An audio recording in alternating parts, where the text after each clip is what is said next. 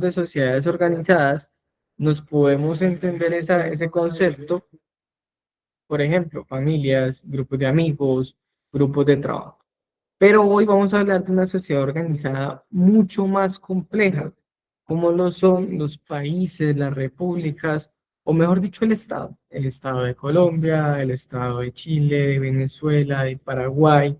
Entiendo que aquí hay muchas personas de otros países, Venezuela, Ecuador, no sé si hay otro país que se me escapa por ahí, pero entiendo que hay más países acá. Entonces, ya entendemos que ese estatus o esa etimología de la palabra Estado es una situación política. Cuando ya se transmuta esa palabra o cuando ya se traslada ese escenario a países, a repúblicas, a monarquías, a territorios extensos donde se conglomeran una determinada cantidad de personas y se autodetermina, hablamos de Estado. Y para hablar de Estado se hace necesario primero, y aquí es donde decía que pues habláramos de cuando hablábamos de otras cosas, pues que a veces las confundíamos mejor, que a veces confundíamos la palabra Estado con el país, con la patria, con la república y con la nación. Y etimológicamente, o mejor desde el diccionario, si se quiere, la palabra Estado es muy diferente, por ejemplo, de la de nación. La palabra patria también es muy distinta. La palabra república lo mismo y la palabra nación son completamente distintas a pesar de que tienen ciertas similitudes. Entonces, no es lo mismo que yo diga voy para el país de Chile. Tampoco es lo mismo decir que me encantó conocer la nación colombiana. Tampoco es lo mismo decir que una persona que sale de su país extraña su patria. Y tampoco es lo mismo decir que yo estoy estudiando la República de Venezuela. ¿Por qué? Si entendemos la nación es el elemento humano. Entonces, cuando hablo de nación, hablo de las personas que conglomeran ese territorio. Elemento humano. Y dentro de ese elemento humano, o se deslinda de ese elemento humano las tradiciones, las costumbres, las lenguas, las ideologías políticas, las religiones, etcétera, etcétera. Cuando hablo de país es muy sencillo definir país. Extensión de territorio. Es una región determinada. Del punto X al punto Y, del punto Y al punto Z, y del punto Z vuelvo al punto X. Ese es mi territorio y cuando hablo de territorio específico, hablo de país. Por eso cuando yo voy a hacer un viaje, pues voy a un país, voy a un territorio específico. Y dentro de ese país, pues visito unos lugares determinados. Pero me enamoro, por ejemplo, de la patria. Hay muchas personas que van a un país y se enamoran de ese país. Y cuando se enamoran de ese país, a veces no se enamoran simplemente de su extensión territorial, de sus paisajes, de sus ríos, de sus lagunas, de sus animales, de su fauna, de su flora, sino que también se enamoran del concepto ideal o los sentimientos que representan ese país, la patria. Cuando hablamos del concepto que encarna un ideal, que encarna sentimientos, que encarna un sentimiento de pertenecer, hablo de patria. Por eso, este se representa en los símbolos patrios. Dígase el escudo, dígase la bandera, dígase el himno nacional, dígase su animal representativo, como lo es en Colombia el cóndor de los Andes, etcétera, etcétera, etcétera. Entonces, patria, estamos hablando de símbolos patrios y esa emoción o ese sentimiento que se relaciona y que me identifica puntualmente con pertenecer a una determinada sociedad. Eso es patria. Entonces, por eso, y ya para que lo entendamos y redondear este concepto, la patria, o es muy conocida, mejor dicho, la patria, cuando una persona sale del país. ¿Qué pasa cuando un colombiano viaja a Estados Unidos a buscar una mejor vida porque aquí en su propio país no pudo o le costó o le costaron algunas cosas o es un fenómeno latinoamericano que nos traslademos a otros países, por ejemplo de Europa, y escuchan en medio de su día a día el himno de su país? Se genera un sentimiento de pertenecer a ese país. es decir, a esa extensión territorial. Y ese sentimiento, pues no es otro que algo que representa la patria, el amor a esa patria. Ya cuando hablamos de república, hablamos de un tema más estructurado y es de lo que me gustaría poder hablarles muy someramente, y es la forma de organización jurídico-política del Estado. Pero si hablamos del Estado, hablamos de estos cuatro en uno. La nación es Estado, el país es Estado, la patria es Estado, la república es Estado. Pero la patria no es país, la nación no es país. No sé si me entienden. Los cuatro configuran el Estado. Esos cuatro hacen uno. Si de pronto en el curso de la charla hay alguna pregunta, les agradezco, me interrumpan, me hacen la pregunta, tratamos de resolverla, tratamos de que quede entendido el concepto y continuamos. Si hablamos de teoría del Estado, pues la doctrina ha intentado de una u otra forma definir Estado y si bien no se ha llegado a un consenso puntual de qué es el Estado, podemos entender que un Estado de manera general es un conjunto, o mejor se refiere a un conjunto de personas que se aglomeran o, o se reúnen mejor en un determinado territorio. Yo les hablaba antes de algo que se llamaba derecho fundamental a la autodeterminación de los pueblos.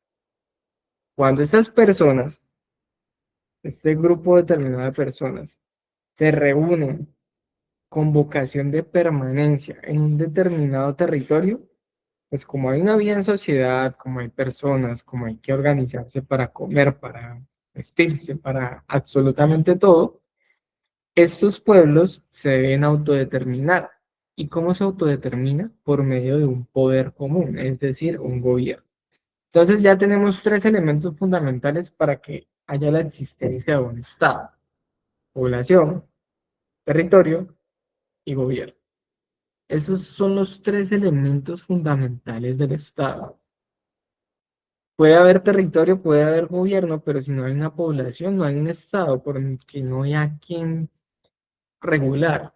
Puede haber una población y un gobierno, pero si esa población y ese gobierno no tiene un territorio determinado, pues entonces estaremos hablando de un fenómeno que ocurrió, y yo sé que muchos de ustedes conocen mejor que yo, que es la diáspora.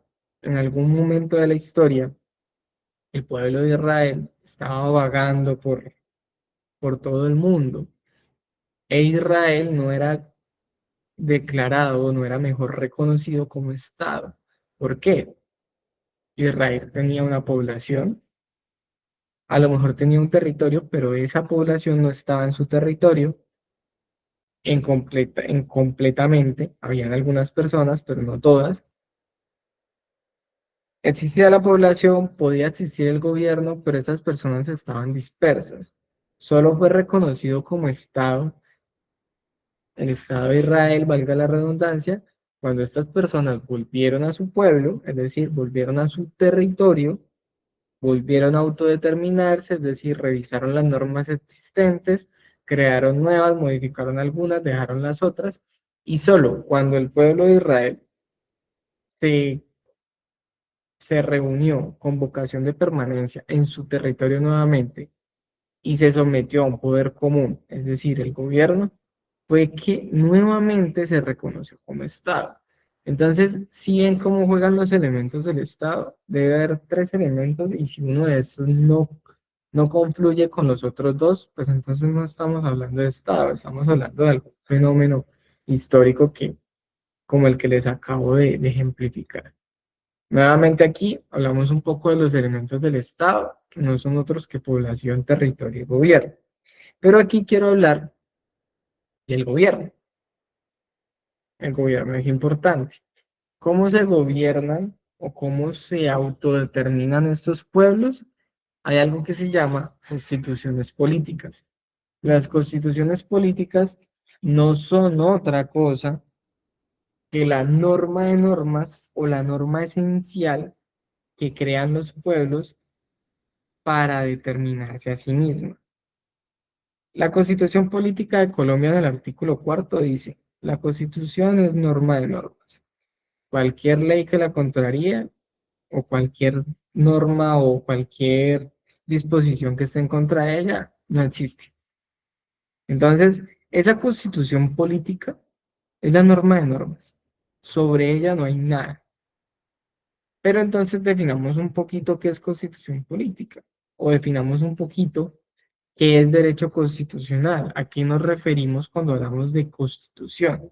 Y por allá hay Sócrates, hace mucho, mucho tiempo, dijo una frase en alguno de sus escritos que la constitución es el alma de los estados. Y podríamos hacer la comparación bastante interesante porque es que sobre esa constitución se construye todas las demás normas. Sobre esa constitución se avanza en sociedad, se rige la economía, se rigen los derechos humanos, se rigen una cantidad de cosas que entonces sí podemos estar hablando que es el alma o el corazón del Estado. De pronto la palabra no era el alma, yo definiría de una u otra forma, si quisiera hacerlo así, diría más bien que la Constitución no es otra cosa que el corazón mismo del Estado. Si no hay corazón, si no hay de qué emane lo demás, el corazón es el centro de nuestro cuerpo. Inclusive creería yo que es más importante el corazón que el cerebro. Bueno, igual eso ya es un tema de medicina y yo de medicina poco sé. Entendemos entonces que la Constitución es un principio según el cual nos organizamos. Es un conjunto de normas fundamentales que definen la organización de un Estado. Hay varias formas o hay varias maneras de organizarnos. Y esto es lo que yo quiero que quede claro hoy. Voy muy rápido porque si me adentro en esos conceptos me voy a quedar en uno de ellos y no voy a avanzar en todos los temas que quiero. Igual, les dejo de tarea lo que no entiendan, les dejo de tarea la charla, porque es muy interesante. Ya sabiendo que la Constitución es esa norma de estados, es esa norma de norma, perdón, que la Constitución es la ley máxima sobre la cual se derivan las otras normas, ley del trabajo, ley de la salud, economía, impuestos. Entonces entendemos pues que hay algunas formas o sistemas de gobierno y que esas formas de Estado y sistemas de gobierno, perdón, deben estar establecidas en la Constitución política. Por ejemplo, Colombia es una república unitaria, descentralizada, pero entonces somos unitarios. Ya más adelante lo vamos a entender. Hay varias formas de Estado. Entonces empecemos explicando las formas de Estado. Estado unitario. Y la imagen acá me da mucho un panorama del por qué unitario o a qué se refiere unitario. El Estado unitario posee un solo centro de impulsión política y administrativa. ¿A qué se refiere que solo haya un centro de impulsión política y administrativa? Que haya una capital y que de esa capital emane el poder. Caso Colombia, Bogotá, Distrito Capital. Desde Bogotá se organizan todos los problemas del Estado colombiano, pero esto genera un problema en la práctica, y es que desde el centro no se pueden atender todas las dificultades o todas las situaciones de los administrados. Cuando hablo de los administrados, hablo de las personas que hacen parte del Estado. ¿Qué hacemos? Nos preguntamos inicialmente, ¿qué hacemos para solucionar el problema o para solucionar la dificultad de no podemos atender todos los problemas desde el centro? Entonces creamos, o mejor, en Latinoamérica, adoptamos un concepto o dos conceptos, desconcentración y descentralización. Aquí sí quiero hacer una pausa. Creo que este Meet me permite tener una pizarra para explicarles un poco en qué consiste la desconcentración y la descentralización. Voy a mirar a ver si me deja tener una pizarra o compartir algo aquí, rayar, porque creo que sí, y si no, pues igual compartimos un Paint desde donde podamos rayar eh, y podamos hacer dibujitos y que me puedan entender. Bueno, no veo por dónde. Voy a abrir un Paint para que puedan entender un poco la desconcentración y la descentralización.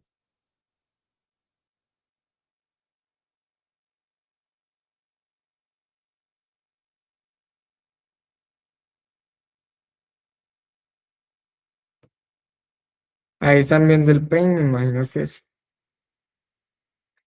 Sí, sí lo vemos. Pues entonces empecemos con la descentralización del poder. Y pongámosle de un ejemplo de una entidad pública de poder. Coloquémoslo azulito, que su color es azul. Aquí nos encontramos con el Ministerio de Trabajo.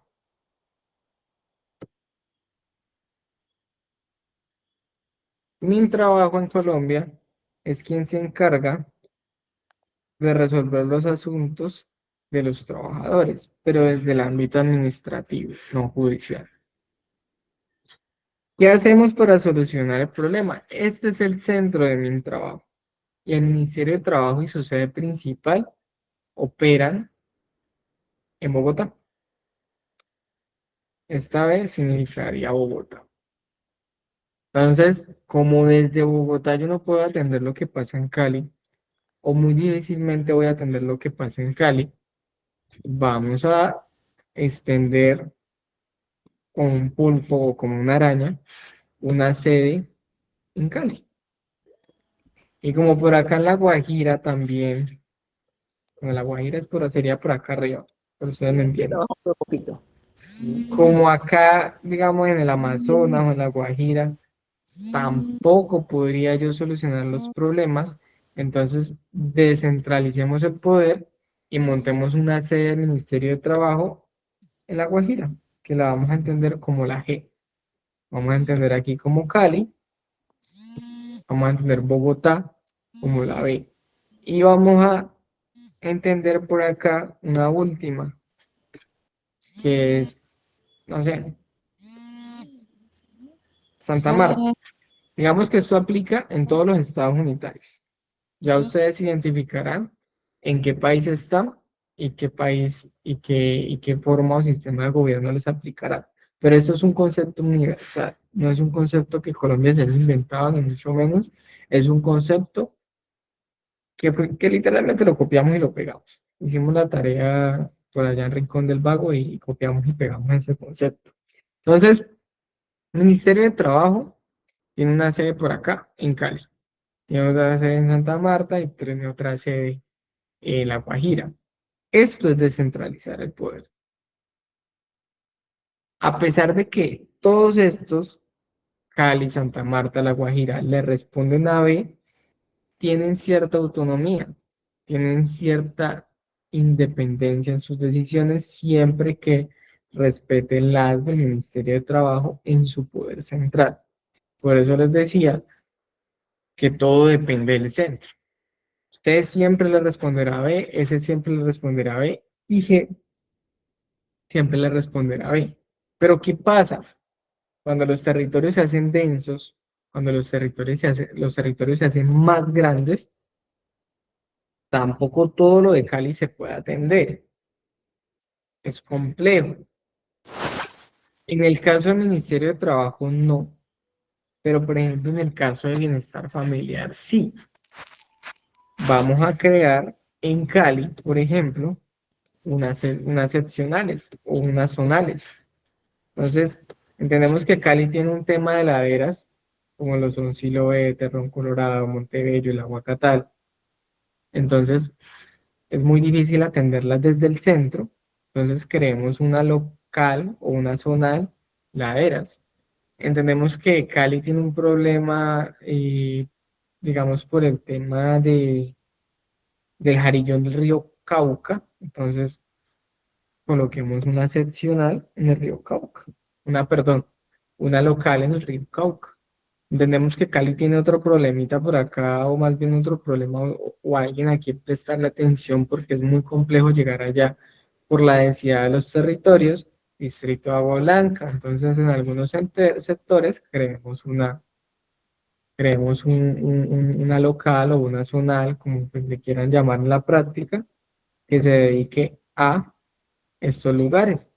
Entonces, esto ya aquí arriba, desde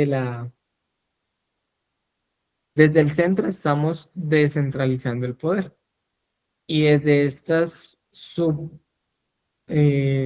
sea, desde estas subsedes estamos desconcentrando el poder. Y esa es la forma como Colombia, por ejemplo, atiende los problemas de Estado. Lo mismo pasa con las alcaldías, lo mismo pasa con las inspecciones de policía, lo mismo pasa con todas estas entidades. ¿Qué es lo que pasa? Por ejemplo, en las alcaldías, ¿cómo sería para que lo entiendan en la práctica? Aquí estamos en la capital Bogotá. De Bogotá vamos a los departamentos. De los departamentos están todos los municipios. Entonces, si vamos Bogotá, Valle del Cauca, por acá Cali, por acá Darién, por acá Tuluá, que son los municipios del Valle del Cauca, y esto a la vez se sigue desconcentrando. Entonces, en Cali tenemos centros de administración local integrada, tenemos alcaldía, tenemos empresa de servicios públicos domiciliarios, y tenemos una cantidad de entidades administradoras, pues como tal, del poder público, para poder atender todos los servicios. Entonces, así más o menos es que Colombia ha adoptado el modelo para atender todas sus necesidades. Y por eso a veces se vuelve muy complejo, porque si bien acá en Cali, por ejemplo, en Medellín, en Barranquilla, que son nuestras capitales, pues sin mencionar a Bogotá, es complejo atender los problemas, por ejemplo, en el Amazonas, porque no hay los recursos, por ejemplo, para establecer toda una estructura como la puede haber en las capitales. Entonces el Estado se queda corto en muchos escenarios. Por ejemplo, los servicios públicos, la educación. Hay muchos escenarios en los que nos quedamos tristemente cortos y entiendo también que a veces ni siquiera es por los gobernantes, aunque tienen en gran, digamos, cantidad una, una responsabilidad ahí. Pero yo también entiendo, por ejemplo, que a veces se refiere mucho a la forma o al sistema que adoptamos. Sin embargo, pues este sistema con recursos propios, sin corrupción, podríamos estar hablando de que sería un sistema muy eficiente. Pero pues en la práctica en los países latinoamericanos, tristemente, estamos hablando de países en los que pues, nos encontramos con ciertas dificultades de cara a la administración, por no decir que todos los países o todos los gobernantes son corruptos. Yo quiero decir que ninguno lo sea, pero pues entendemos que el ser humano en cierta parte, digamos que ya es un concepto muy personal, pero el ser humano en cierta parte, el poder lo corrompe. Entonces, aquí me refiero y aquí, digamos, ya estoy entrando en un tema muy político, pero lo que les quiero hacer ver es que este es el sistema, por ejemplo, colombiano del Estado unitario. Hay otro tipo de Estado, forma de Estado mejor, que es un Estado federal. Y este se atiende desde la premisa del anterior. Para el Estado federal le es imposible atender y resolver todo desde el centro. Es supremamente complicado que desde una sola capital se atiendan todas las complejitudes, todos los problemas, todas las dificultades del centro. Entonces, ¿qué vamos a hacer? Dividámonos. Y aquí yo lo hago, o aquí yo me voy al ejemplo de la familia. Hay muchas familias compuestas, o mejor, familias que familias pequeñitas se han unido. Por ejemplo, eso pasa mucho en pueblos, o pasa mucho en zonas donde hay fincas, que en una finca, por ejemplo, viven 5 familias que a su vez tienen relación entre sí y viven todas juntas. Pero hay una clara, eh, hay un claro personaje de autoridad en cada familia. Entonces, el Estado federal no es otra cosa que, vuelvo, digamos, por ejemplo, al PEN, que es una asociación de estados sometidos a un poder central. Digamos que hasta aquí vamos igual, pero la diferencia del poder central o la diferencia de esta asociación de estados es que en el Estado federal ellos tienen mucha más dependencia, perdón, casi que una independencia absoluta. Ellos pueden decidir sus normas, ellos pueden resolver su economía, temas de impuestos, ellos usan sus propios recursos. En cambio, por ejemplo, aquí en Colombia, los recursos provienen desde el centro. Tenemos que esperar a que en Bogotá nos autoricen X cantidad de presupuesto para X cantidad de proyectos. Entonces, igual vamos a hacer el ejercicio del PAIN para que puedan entender un poquito cómo opera, cómo opera. Entonces, aquí ya no estamos hablando de un centro y que del centro se emana todo. Aquí estamos hablando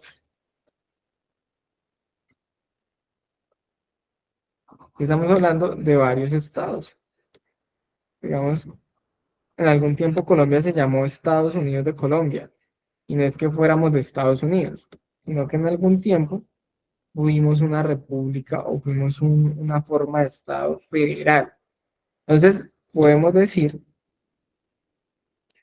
que eso es un Estado federal, o esto es la imagen de un Estado federal.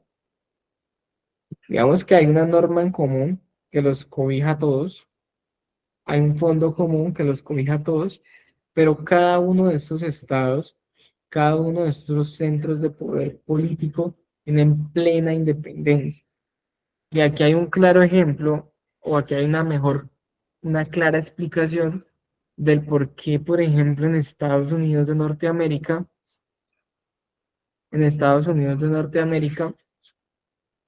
mm, hay, hay en algunas partes en las que, por ejemplo, hay pena de muerte y hay otras en las que no. ¿Por qué? Porque cada estado, cada centro de poder político tiene independencia. Que sí, que al final todos aportan a un mismo núcleo, que al final todos aportan a un fondo común, que al final todos se deben a una constitución común, pero la independencia es mayor. Y cada punto de aquí, cada asociación o cada sociedad autodetermina sus recursos. Entonces, mire que el problema ya es menor.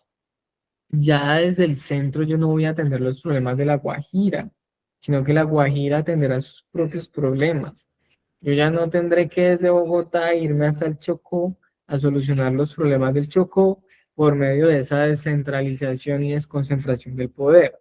Ya yo tendré que, mejor, Chocó tendrá que, con sus propios recursos, con su propia administración, organizarse y resolver sus propios problemas. Entonces, son formas de Estado. No quiere decir, igual ya ahí es un tema personal de la percepción que cada uno tenga, pero no quiere decir puntualmente que una sea mejor que la otra. Ahora, estas son las dos de las que quería hablar. Formas de Estado hay muchas, y estas dependen, a la real un momentico.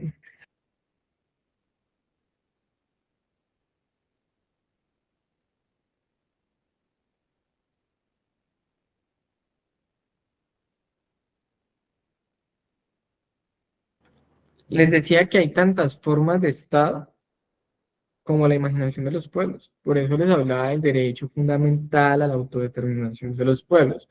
Cada pueblo tiene la capacidad de autodeterminarse a sí mismo y de acuerdo a como ellos quieran podrían organizarse. Sin embargo, en la doctrina y en la historia, esas son las dos formas de Estado más aceptadas y que más se repiten. Luego nos encontramos con sistemas de gobierno. Hablemos un poquito de sistemas de gobierno.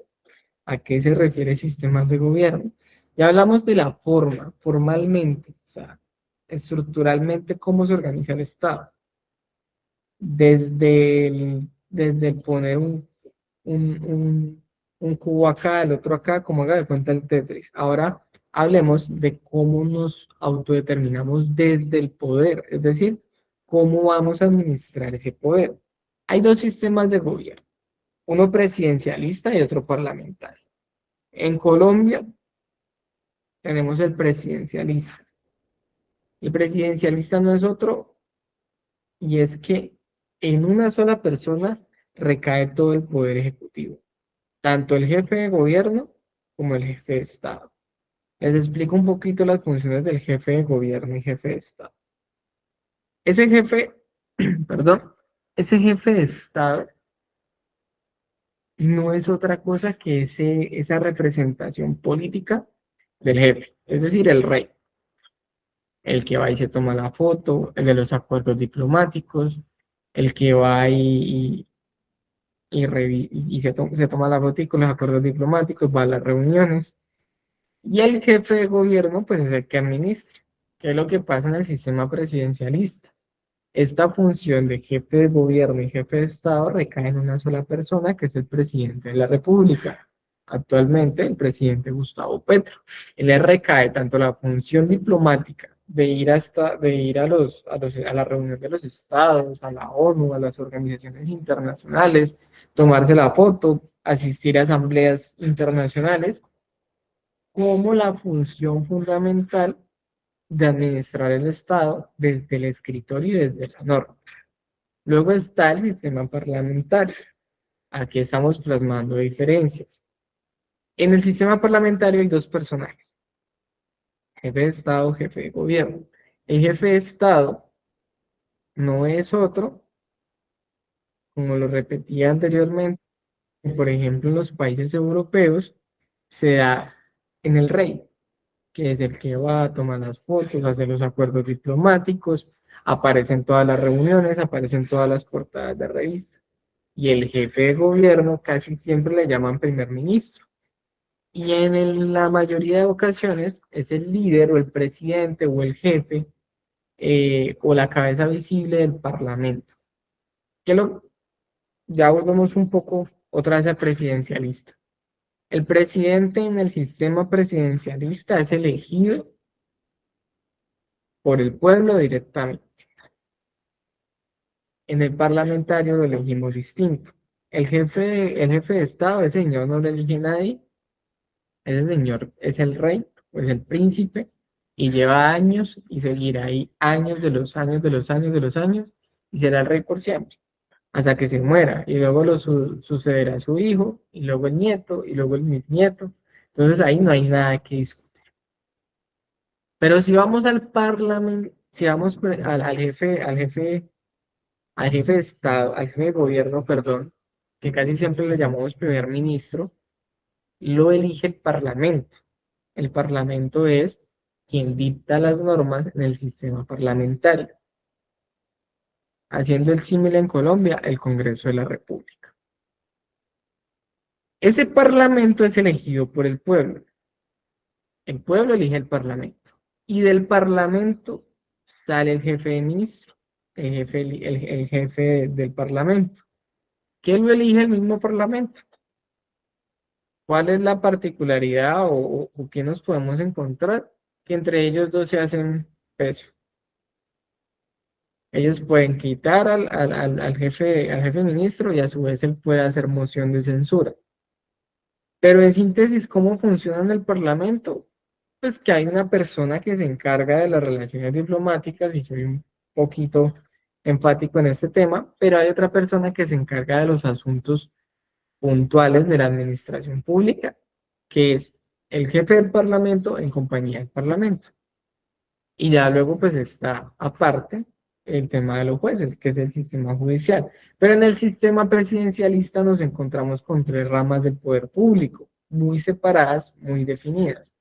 Rama judicial, rama legislativa y la rama ejecutiva. La ejecutiva es la del presidente, la legislativa es el Congreso de la República, que también es elegido por el pueblo, pero no elige al presidente mismo. Y la rama judicial, que es la rama de los jueces.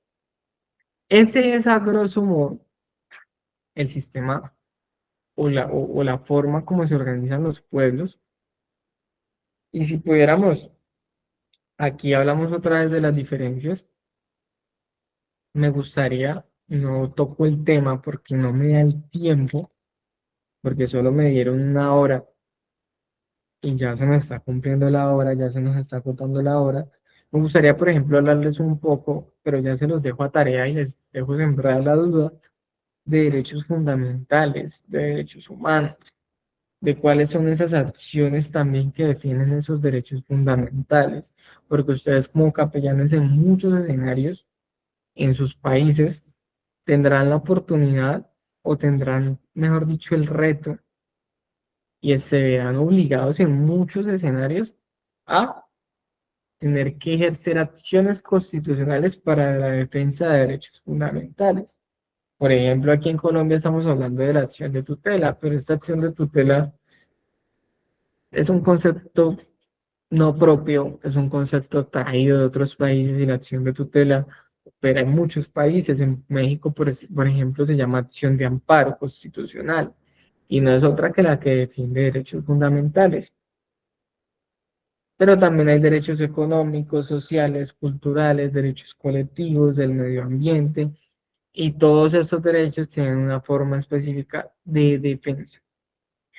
Me gustaría poder hablarles de la acción popular, de la acción del grupo, luego hablar un poco de los mecanismos de participación ciudadana. Dentro de los mecanismos de participación ciudadana en Colombia, por ejemplo, nos encontramos con el voto, el referendo, el plebiscito, la iniciativa legislativa, cómo opera, etcétera, etcétera, etcétera. Eh, Hablarles un poquito antes y aprovechando que tengo 5 minutos de la acción constitucional de tutela, porque pues aquí la mayoría estamos en Colombia, pero también sé que en cada país tiene su nombre distinto y opera muy similar. Les dejo de tarea para los que están en otros países consultar el nombre de este mecanismo. Y es que la acción de tutela no tiene otro sentido, otro fin que proteger derechos fundamentales. Y es una acción constitucional que es para todas las personas.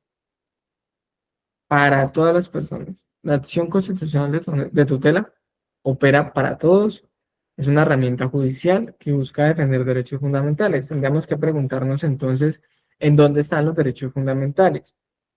¿Dónde nos encontramos los derechos fundamentales? Principalmente en la Constitución Política, del artículo 11 al 41, pero por allá, por ejemplo, existen las altas cortes y dentro de las altas cortes nos encontramos con la Corte Constitucional, que por medio de sentencias ha desarrollado derechos fundamentales. También nos encontramos, por ejemplo, además de la Corte Constitucional, de algo que se llama bloque de constitucionalidad, que no es otra cosa que un mecanismo por medio del cual se han integrado las declaraciones universales de derechos humanos a la Constitución. Además, hay leyes estatutarias y estas leyes estatutarias mm, son algunas que regulan derechos fundamentales y todo este conglomerado de derechos fundamentales, derecho a la vida, derecho a la seguridad social, derecho al trabajo, derecho a la salud, derecho a la igualdad, etcétera, etcétera, etcétera, se protegen por medio de la acción de tutela. Por último, quiero hablarles de un derecho hermosísimo y es que la mayoría pensamos, y es un concepto, digamos, traído por la doctrina, pero ya somatizado por y que considero yo es el más importante. Muchos de ustedes dirán que el derecho más importante es el derecho fundamental a la vida, y para mí no es el más importante. Si nos vamos a los tiempos antes, por allá, antes de Cristo, el derecho más importante era el de la propiedad privada, por encima de la vida. Pero hoy, en el mundo actual, como se encuentra, como nos disponemos, como está organizado, el derecho fundamental, más importante, creo que es algo que les debe importar mucho a ustedes como capellanes, es el derecho a la dignidad humana, porque no vale la pena una vida si esta vida no tiene dignidad. Y creo que ustedes desde su trinchera, ustedes desde lo que hacen, que es bastante bonito, bastante admirable, le dan un poquito de dignidad a las personas que lo necesitan. Entonces, cerrar con una invitación a que continúen en este proceso que es demasiado bonito. Yo tuve la oportunidad y he tenido la oportunidad en múltiples ocasiones de hacer capellanía comunitaria en las calles, de poder brindarle un plato de comida a una persona que quién sabe en cuánto tiempo no ha comido.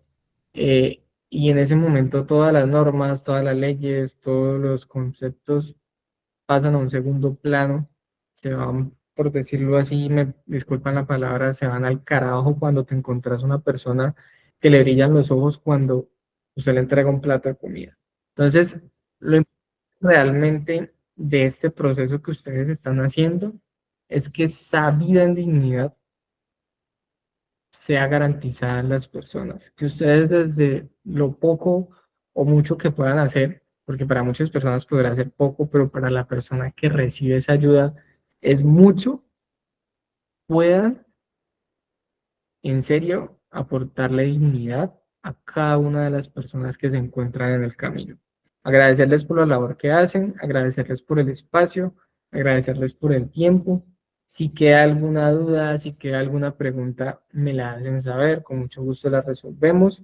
Y ya, no sé si tienen alguna duda, buenas noches, los escucho, micrófonos abiertos para el público.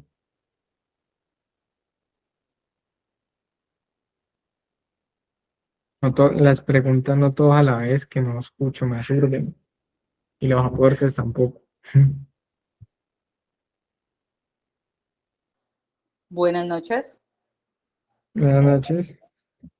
Pues la verdad es demasiado amplio el tema y este brochazo lo deja uno como con ganas de más. Si hay una oportunidad de volver y de ampliar, sería maravilloso. De verdad que te abre la mente, te da una perspectiva diferente, te queda como esa cosita de yo quiero más, quiero aprender más. De verdad, muchísimas gracias. Qué espectacular uno poder aprender de donde está parado. Gracias. Con todo el amor del mundo. Bueno, si no hay más, yo los dejo por hoy. Si hay alguna otra oportunidad de podernos encontrar, ya sea en la calle, en alguna oportunidad de alguna campaña, estaré agradecido si me invitan. O si en alguna otra oportunidad, un espacio así en el que podamos compartir conocimientos, estaré también muy agradecido por la invitación. Que tengan una feliz noche todos y nada, bendiciones. Muchas gracias, doctor. Que Dios le continúe bendiciendo.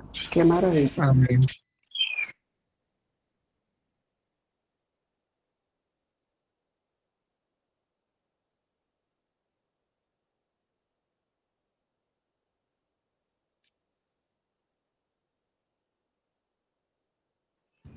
Aprovecho